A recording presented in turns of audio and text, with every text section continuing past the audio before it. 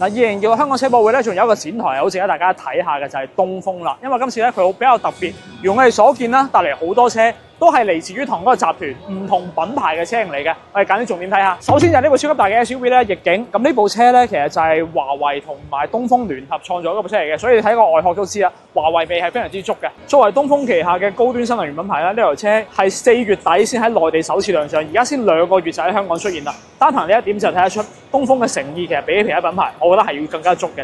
而且配置上咧，基本上都可以做到全家桶嘅級別。嗱，就算係面對騰勢、極氪呢啲高端品牌，佢一樣係有足夠競爭力嘅。嗱，第二部就係呢一部藍圖嘅夢想家。嗱，相比之下咧，我覺得佢就算係離遲咗半步㗎啦。畢竟喺香港市場啊，其實而家高端 MPV 基本上都已經俾009同埋 D9去佔據咗一定市場。咁尺寸咧其實都唔細嘅，車長5.3米，軸距都去到3.2米。咁作為一個挑戰者啦，係需要憑借差異化嘅豪華體驗同埋智能配置喺細分市場去搶佔份額嘅。咁相信啊，呢部車都係檢驗藍圖品牌高端化戰略成效嘅重要指標啊！嗱，最後就嚟睇埋呢一部啦。呢部而家呢度寫住咧就係 M-Hero 2代啦，實際上就係 M817。